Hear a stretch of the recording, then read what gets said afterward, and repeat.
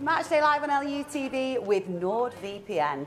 A return to Elland Road this evening for the team as they prepare to take on Newcastle United. The Toon Army arrived looking for their first win of the season, while we aim to make it back-to-back home wins. All the build-up to come ahead of live commentary. It's Leeds United versus Newcastle United, live on LUTV.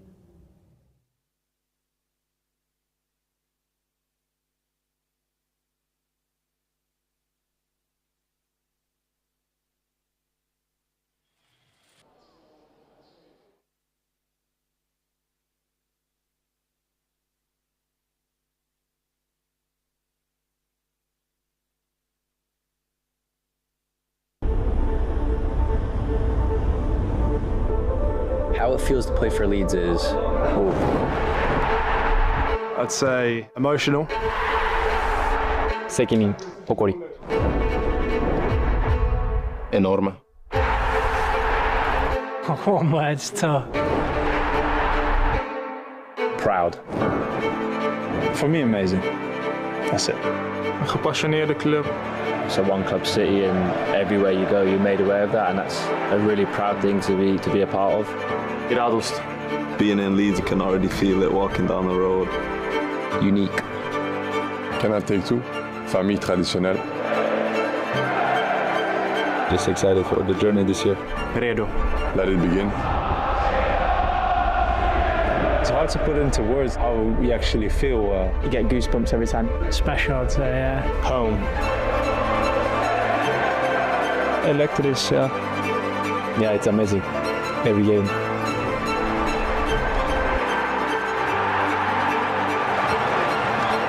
Historic. I heard a lot of things about it, but I want to feel it on the pitch. Just adrenaline.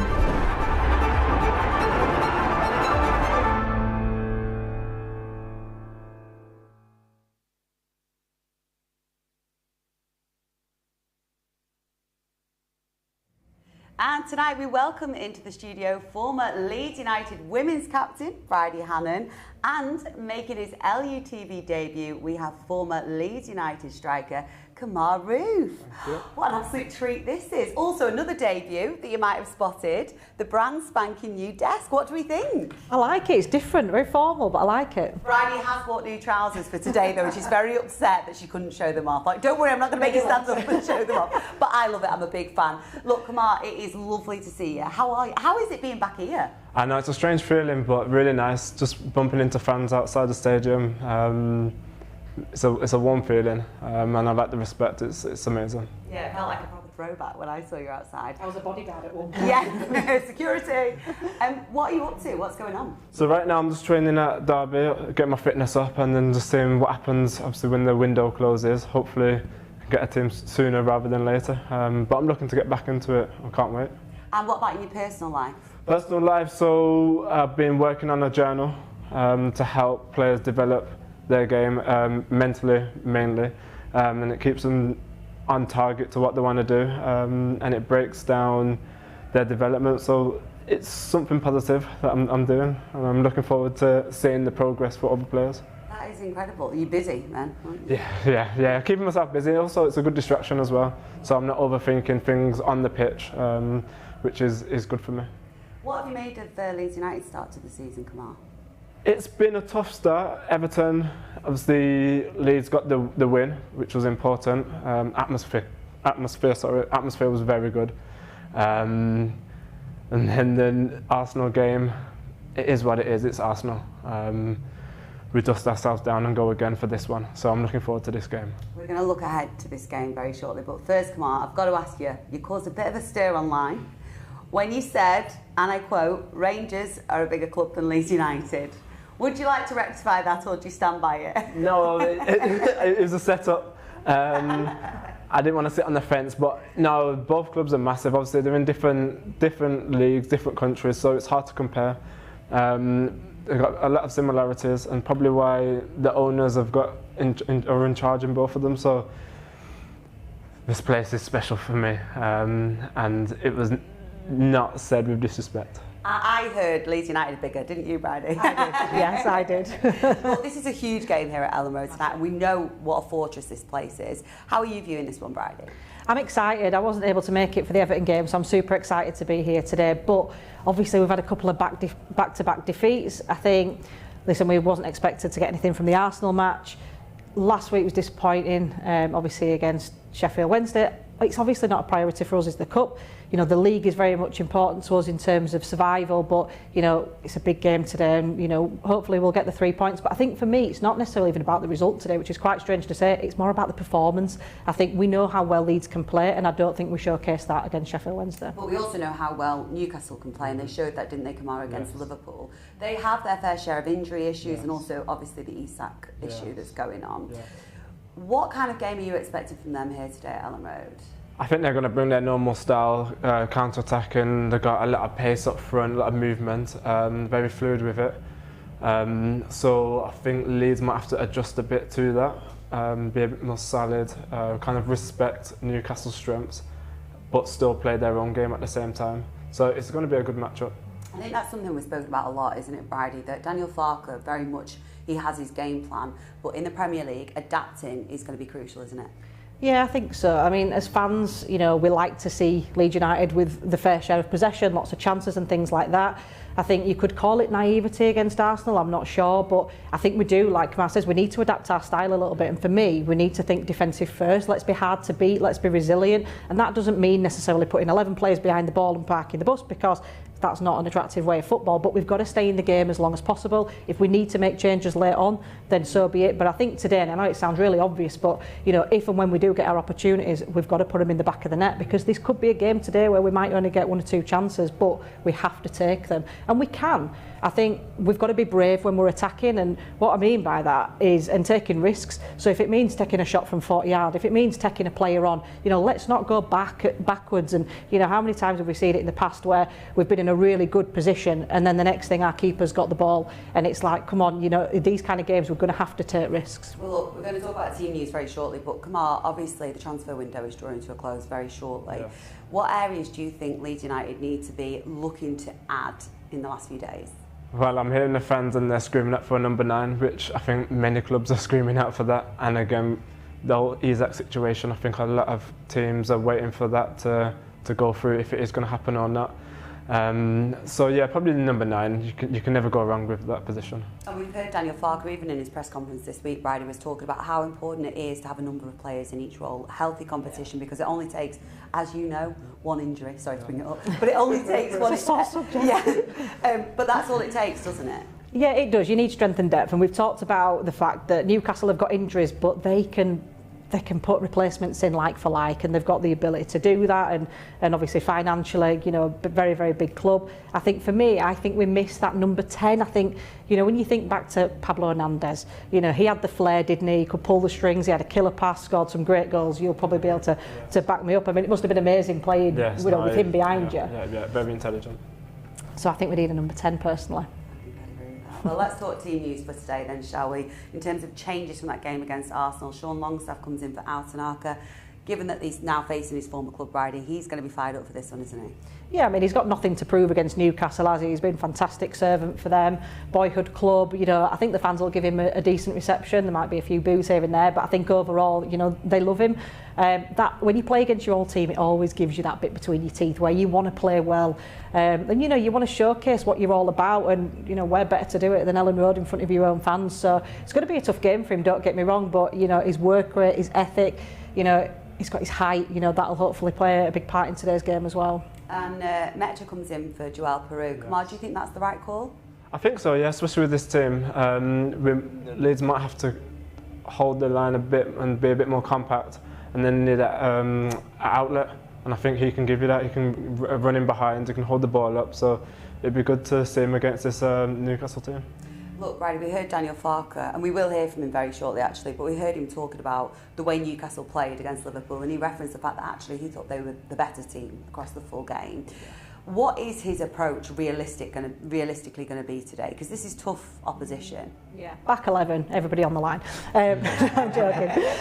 No, I hate that kind of football. Like I said, I personally don't think he will change his philosophy. I think he'll play the way that we normally play, which is to try and keep the ball, possession, and obviously attack. But like I said, I think we need to be a little bit more sensible and reserved today. And for me, we need to protect Lucas Perry the best we can. And when we do get our opportunities, we've got fantastic outlets in, you know, Nonto and James. And I think that'll be a good match-up with James. And I think he'll probably play on Trippier's side. So yeah, it'll be interesting to see how they line up. Well, look, kick-off is just 20 minutes away, so let's head outside, shall we, and catch up with Bryn Law. He's with Jaden Bogle. Well, good to be back at Elland Road, I'm sure, Jaden. This looks like a real test today, though, doesn't it? Yeah, of course, we're playing against a great side. But again, it's important to focus on us and what we do well and what we've been working on in the week to go and put it into the game. What do you need to do tonight to get something? I think to start with the energy in the stadium from the first minute. Bring that positivity, and we know how the crowd react to that as well. And then, yeah, what we've worked on, being good on the ball, in and out of possession. There was a great atmosphere inside the stadium for the Everton game. Do you need something similar from the crowd tonight? Yeah, of course. We know what home games do for us, especially with the crowd when they're rocking as well. It's a massive boost for us, but ultimately it's down to us as players to bring that on.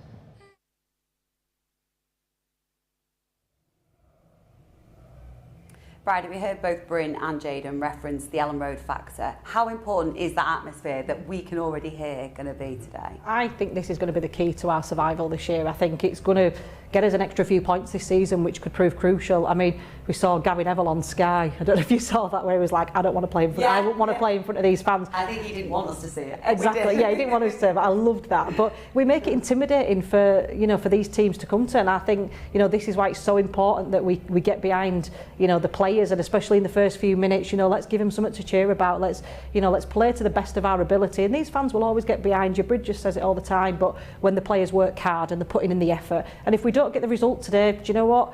That's fine, because for me, our competition this year is against your Burnleys, your Fulhams, your West Hams, teams like that. We're not fighting against these this year, or Arsenal, or your Chelseas. So if we can pick up a few points along the way against some of the big guns, then great. But for me, it's fine if we don't get the result. We did see that though, didn't we? First season back in the Premier League, you remember the result against Man City. We saw it against a few of the big teams, so we can't write ourselves off. Yes. But look, Kamal, you've experienced that atmosphere as a player. Yeah. Just sum up for us how it feels when you're playing out there. It's good. It's good. But how does that change your performance? Obviously you put in 100% effort at home and away, but when you are at home and you have got the crowd on your side, how does that change it? It's when you're feeling a bit tired, and as soon as you hear the fans, you're not tired anymore. There's a few occasions in my time we scored last-minute goals, or we're having to do comebacks, and it's the fans that make it happen. And it excites me now. It's special. Well, look, that atmosphere was so important in that win against Everton. Just how important a win was that, though, Bridie, to get our first home win straight away? Yeah, it's super important to get the points on the board. We know newly promoted sides, find it difficult to get the wins. We know that, and Daniel Farke does reference in his press conference that if we get an average of a point a game, then that should see us safe, and let's hope that will be enough. But the Elland Road factor will play a huge part this year. I just want to talk to you, Kamar, about what we've seen this week. Obviously, Patrick Bamford parting ways with Leeds United. You played with him. He contributed hugely, didn't he, to this club during his time here. What kind of person or player was he? He was a very good player, intelligent, very comfortable on the ball, and could score a goal as well. Unfortunately, I was only able to play with him for a season, but no, he's good. You can tell he's got something about him. And as a player, when you played for Leeds United, I think I already know the answer to this, but is it one of those clubs where you track them forever after and you always root for them? Yeah, definitely, and it's hard not to, because they're such a big club, as we spoke about earlier. It's hard not to follow them. Everyone loves a big club and they're always paying attention. They're always in the news or something going on at Leeds, so I'm always been following the results, and obviously some of the players I play with, I like to track their progress as well. Well, look, sorry, go on. No, I'm just going to say, for me, I've done quite a few community events, some of which with Patrick, and he's such a nice guy. Obviously we know him as a player, but he's such a nice guy, and you know, he's always really supported the women. And I remember Leeds United put on a bit of an event for us to watch one of the Euros games and the women's games, and we saw Patrick Bamford down pitch side, and me and a couple of the girls were chanting his name, and then the next thing he came up towards the box, and I was like, this is really awkward, because I've just been fangirling him and he's walking towards me right now. Did you say hi to yeah, him? he did. Oh, Like I said, he's such a nice guy. He is a really nice guy. But look, we've seen a number of outgoings and incomings as well, Bridie. What have you made of the signings that we've made so far? Metcha being one of them, obviously the goal scorer in that Everton game. Yeah, I've been quite impressed with Metcha. It's nice to see a big, strong forward. So yeah, I'm interested to see how he gets on today. I think you know, I think the physical aspect will definitely play a side in that today. I think I'd like to see a bit more of Okafor, and I'd like to see Dominic Calvert-Lewin. I've always been a really big fan of his while he's been at Everton. I know the other night he did miss a few chances, but he got into the right positions, and I think he's bound to be a little bit rusty. He's not played for a while. He's still getting back up to match fitness, but I think he's going to be a really important player for us. He's got Premier League experience, bundles of it, and we know he can score at this level. I think it's important to remember as well, Kamar, isn't it? That it is so early in the season, and we as fans want to see results straight away. Naturally, of course we do, but it's a long old season, isn't it? There's plenty of time. It is. I think that's the way the world is nowadays. Everyone wants it instant, and if it's not, then it's a problem. This is the third game into the season, and just relax and just let the games play. Like you said, it's a long season. There's going to be ups and downs, but what matters is end the season. Are we safe? Yes, we are. And how high up the league we are as well. Okay, well look, there's less than 15 minutes to go until kick-off, so let's head back outside and catch up with our commentary team today, Bryn Law and Tony DeRigo.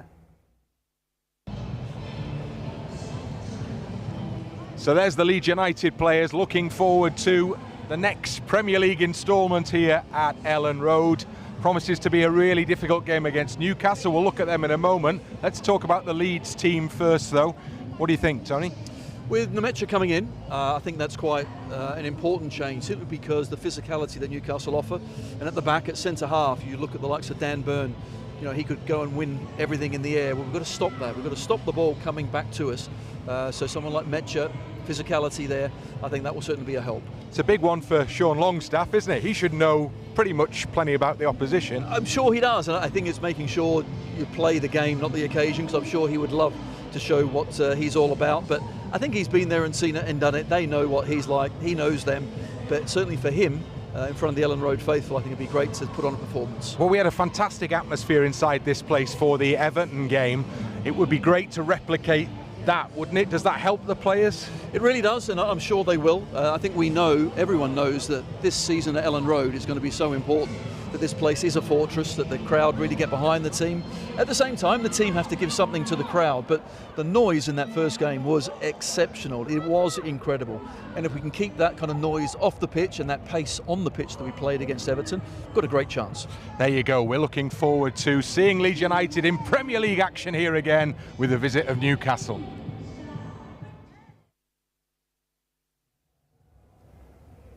Yeah, I think we can all agree that the Elland Road atmosphere is going to be crucial today. But look, it is a step up in opposition from that game against Everton. Kamal, what is going to be key to getting a result tonight? Just being solid, being hard to beat, hard to break down, and then just take your chances when you get them. And also, like we keep going on about the atmosphere in the crowd, it helped against Everton. Let the fans play their part as well. I spoke to many players who have played at Elland Road against the Leeds, and they don't like it here. There's something about it that they just don't like. So we need to take advantage of this. Well, look, Bridie, Newcastle will expect to dominate the game, dominate possession, but we've also seen that they can be good on the counter-attack. What kind of game are you expecting from them? Because they'll have obviously seen our games as well. Yeah, well, it'd be interesting because I know Eddie Howe, he likes to play attacking football, he likes to press goalkeepers, he likes to press defend, and that's where they get a lot of joy. But obviously they've got quite a lot of injuries and suspensions kind of in that forward position, so I'm not sure how they will set up today. But do you know what, if they do come and attack us, which I think they will, that will just leave gaps in behind for our forward players, you know, to attack them. But you know, for me, we need to be hustling today, not give him any time on the ball whatsoever. We need to stop Bruno, because Bruno Guimaraes is a fantastic player. He pulls the strings, and everything that's good about Newcastle generally goes through him. He's a solid player, he's a leader on the pitch, and I think we need to try and keep him quiet. Where else do you see the key battles come out? For me, the wings as well. Leeds have got some quick wingers, smart players. So for me, yeah, you got to get down that wing and get the ball in the box. The big man up front, just feed him the ball, give him the ball, and then obviously if Dominic Calvert-Lewin comes on, you know what he can do in the box with some crosses. So again, you got to supply the striker. Okay, well, let's get the thoughts of the boss, Daniel Farker. He's been discussing the threat that he thinks Newcastle will pose tonight. Well, I've watched the game on Monday. They were, I think it's fair to say, they were with 11 men the better side and also with 10 men the better side. And even after the red card, after Tonali was out, after Joe Linton was out, they were still the better side because they have also a squad in order to react when there are injuries. It's a bit more the other way around. So for us, Islam Padu is not available for this game. Tanaka is not available for this game. We had them both available, really both key players for us. In the first game fixture against Everton, we were there with a win. I think it's also fair to say, perhaps in the last 2 games, for us it's a bit more difficult to replace players of this caliber, at least for us, in comparison to a squad that is more or less equipped for playing in the Champions League. For that, I wouldn't interpret too much into it. I think in this terms that key players are missing. It's quite even.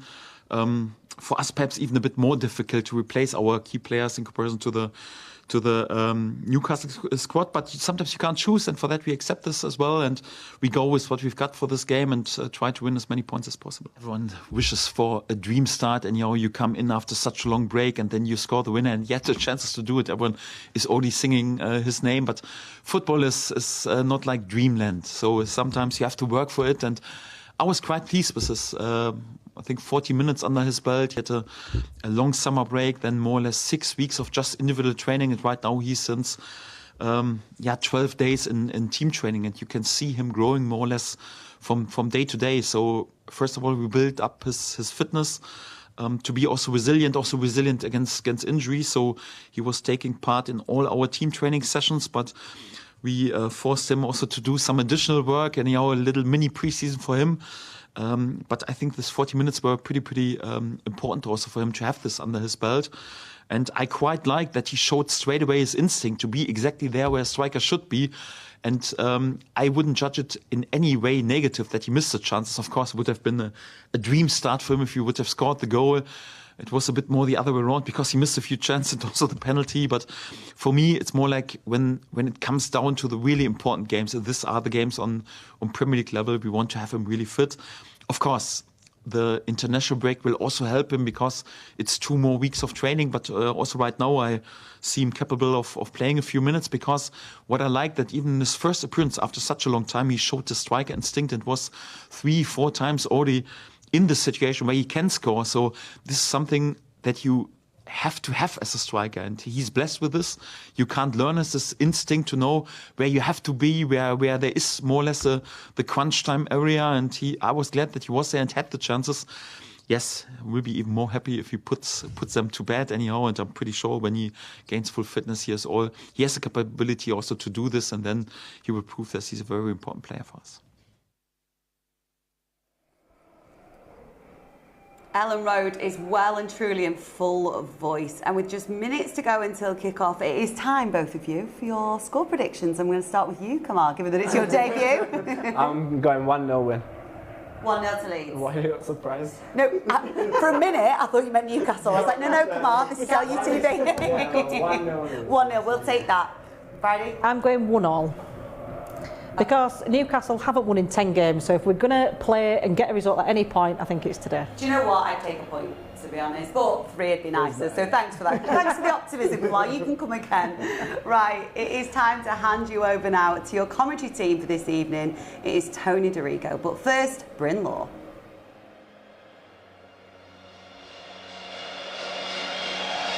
Well, welcome to a very wet and windy Elland Road. Never mind the climate, never mind the conditions.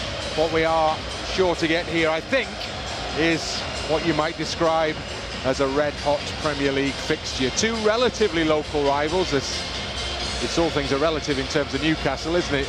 There's only